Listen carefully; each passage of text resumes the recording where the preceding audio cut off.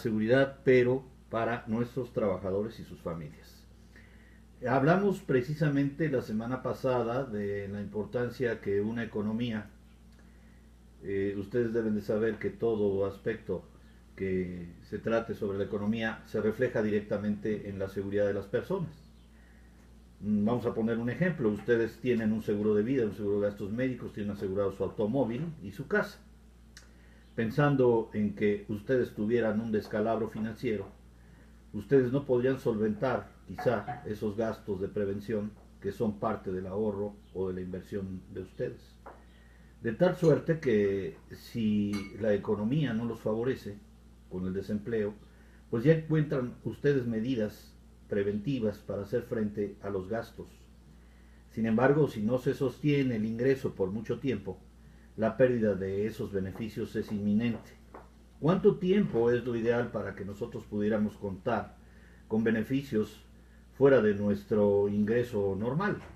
Si ustedes tienen la prevención y la visión del ahorro, entonces tendrán una garantía de poder hacer frente al gasto, aunque no tengan el ingreso, porque tienen una suma, vamos a decir, acumulada que les genera intereses, o la tienen en una inversión que les permite hacer frente también al gasto corriente que tienen de todos los días, más aquellas necesidades que tienen programáticas, como son impuestos, como son servicios, o cualquier otra eventualidad, incluidos los seguros. Incluidos los seguros porque ustedes no pueden dejarse o dar el privilegio a otros, pues de que no se pueda hacer uso de ese gasto, porque tienen que acumularle a otro familiar o algún amigo, ¿verdad? Ese gasto. Ustedes tienen que hacer frente si es un gastos médicos mayores, o si es vida, o si es el seguro de su automóvil. Ustedes no se lo pueden pasar a un tercero. Son ustedes los que tienen que hacer frente. Pero otra buena previsión es cuando yo tengo el ingreso, pues tengo que hacer una pensión previa o preliminar. ¿Cómo puedo hacer una pensión previa? Pues al final de cuentas es a través de los beneficios que me otorga tanto la empresa a donde trabajo, como a donde se me otorga por prestación, o bien por una obligación que yo suscribí con alguna póliza de alguna compañía de seguros nacional o internacional, dependiendo las necesidades que tenemos. Entonces es importante que cualquiera de estos medios financieros o de ahorro, y para enfrentar el gasto futuro, pues se tenga esa previsión. Me preguntaba, hace 8 días estábamos hablando acerca de la pequeña, mediana y gran empresa, de cómo es que se canalizan impuestos, y decíamos que en ocasiones las empresas pues no gozan de cabal salud para hacer llegar los beneficios a sus trabajadores, a sus empleados. Antes que entremos en tema, quisiera yo agradecer a la Universidad de Nuevo León y al periódico Reforma porque me permiten hacer uso de su información para estos fines. No olvidamos a la UNESCO y a la ONU en su trabajo de valores. Seguimos adelante porque decíamos que el respeto que había de la formalidad hacia la Secretaría de Hacienda y Crédito Público, conocido como el SAT, pues lamentablemente ese respeto se traducía a que era pues ya cautivo, ¿verdad?, para efectos de contribuciones fiscales, y lamentablemente la tasa o base de impuesto pues seguía siendo onerosa en muchos casos para las pymes, y para las medianas empresas pues también es una carga importante.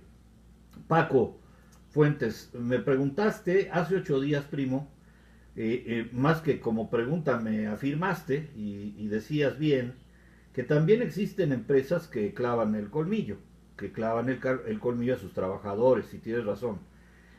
No lo enfoqué desde ese punto de vista porque el programa es beneficios para trabajadores, el beneficios para familias.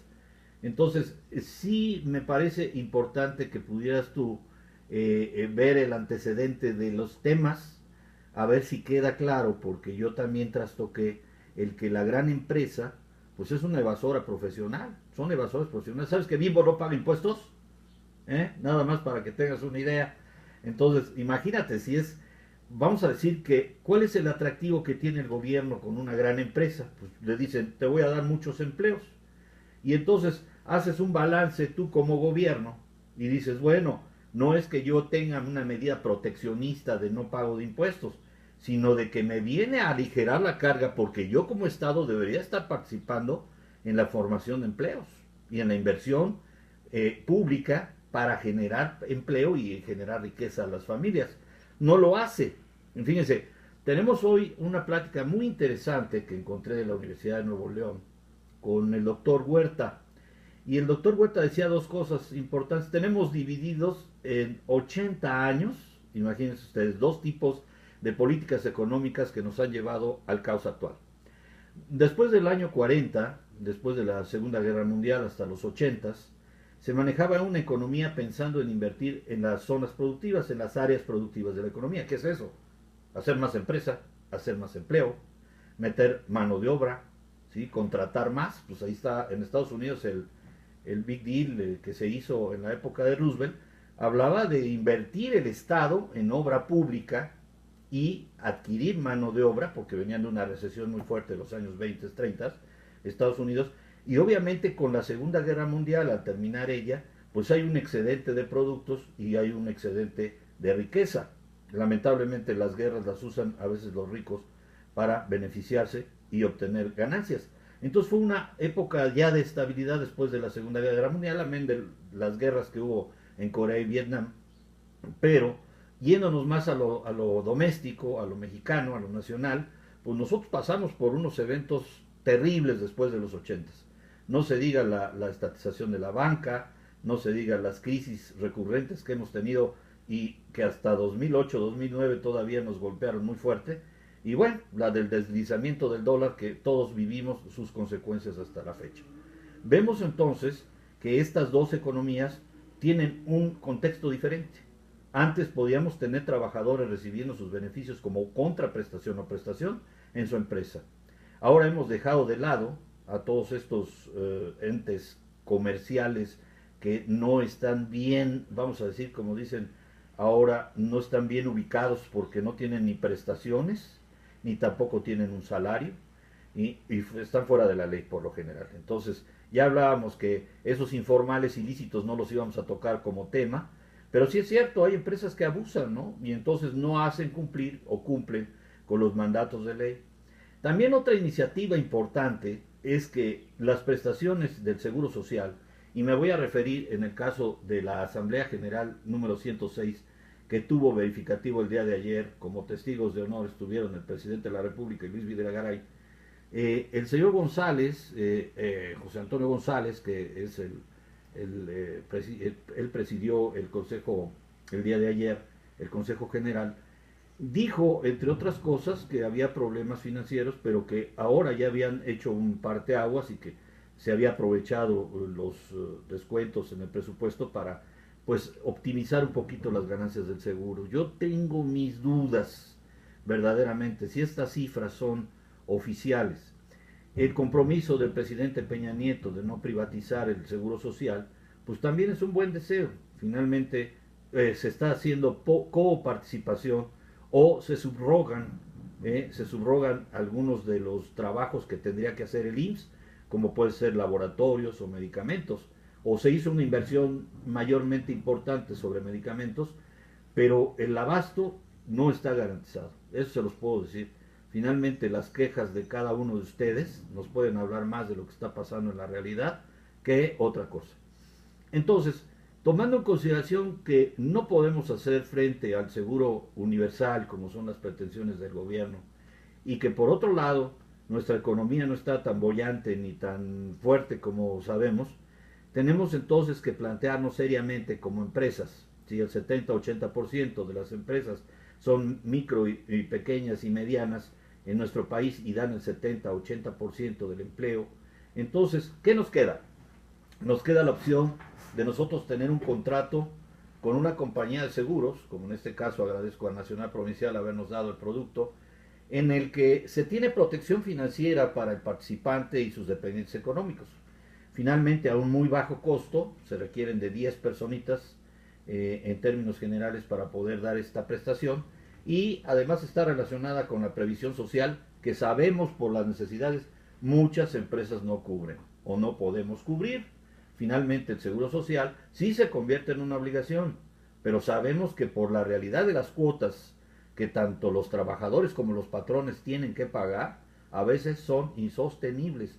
y los trabajadores prefieren tener esa cuota en lugar de entregarla al Seguro Social, pretenden tenerla como ingreso. Entonces, piensen también que los trabajadores forman parte activa de los pagos de las cuotas del Seguro Social y que si también por asamblea ellos no están determinados a hacerlo, ya sea en lo particular o en un contrato colectivo de trabajo, pues ahí se pone difícil el asunto. Aunque los sindicatos aprietan para tener el Seguro Social, también es cierto que si los patrones no tienen lo suficiente, van a declarar la quiebra técnica en cualquier momento y lamentablemente el despido de sus trabajadores. Entonces, ese equilibrio no hay que perderlo de vista. ¿Para quiénes trabajan los sindicatos también? Una plática interesante en derecho laboral que tomé esta semana decía que prácticamente los sindicatos se corrompen por el gobierno y por los patrones. Yo también les digo que ya tienen prácticas pues que no son muy ortodoxas y prácticas viciosas. Entonces no nada más tiene la carga, querido maestro, con todo respeto se lo digo, la carga de corrupción no nada más es del Estado y de los patrones. También es una carga muy importante que ellos ya se han acostumbrado a obtener pingües ganancias con los ingresos que tienen. Y si no, platiquemos con Romero de Champs y con algunos de Pasta de Conchos, y ustedes saben nombres, ¿no? Y algunos de ellos pues se lo saben muy bien.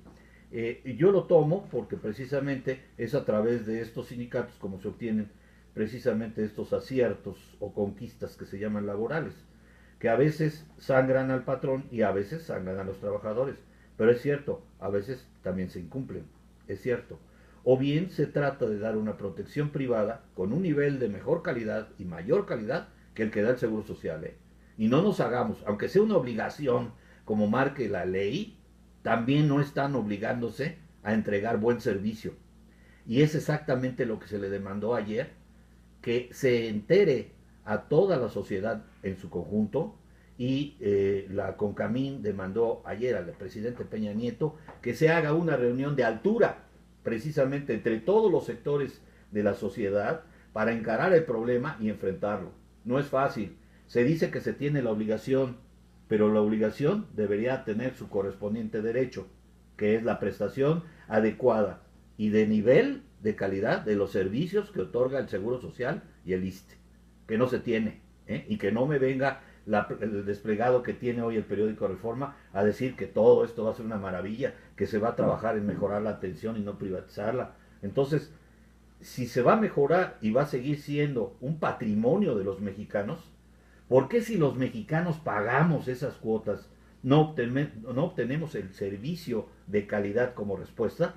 Entonces, sí tenemos la obligación y la carga los trabajadores y los patronos, pero el Seguro Social se hace ojo de hormiga y no cumple cabalmente, ni con servicios, ni con medicamentos, y si no, díganme ustedes si no. Espero sus comentarios al respecto, como siempre, en AB Seguros Chief. ¿Qué ventajas entonces se tienen finalmente con el Vida Grupo o el seguro de vida grupo? También para el patrón puede contar con utilidades. Los grupos de más de 1000 trabajadores pudieran verse beneficiados con un reparto de utilidades al patrón, porque pues el patrón es el que cubre el seguro todos y cada uno de los años. Estos contratos se hacen en forma anual y se tiene posibilidad de contratar beneficios de invalidez y beneficios de servicios funerarios para todos los familiares. Los planes de contratación ya dijimos que pueden ser desde 10 personitas y sin examen médico, que ese es otro atractivo que tiene el seguro de grupo. A diferencia del seguro individual, pues bueno, sabemos que en el seguro individual el riesgo que se tiene es sobre la persona. Al tener un grupo de personitas tenemos la solidaridad de los demás, pagando las cuotas del patrón de los demás. Habrá algunos que fallezcan y otros que no. Y eso nos hace que se compense el riesgo y de ahí la bondad de tener mejores cuotas y tarifas. La responsabilidad es uno de los valores importantes que se tiene. El patrón y los trabajadores son corresponsables de llevar a la empresa a buen fin. Como valor, introduzco una persona responsable, satisface las obligaciones asignadas, siendo fiel a un proyecto. Ese proyecto es la empresa, finalmente. Los valores que tiene, los objetivos, las metas que se traza y las obligaciones se llevan a cabo con integridad y con el propósito de cumplir el deber establecido. Hasta aquí llega mi entrega Lamentablemente ha sido muy rápido este tiempo, se nos va como agua entre las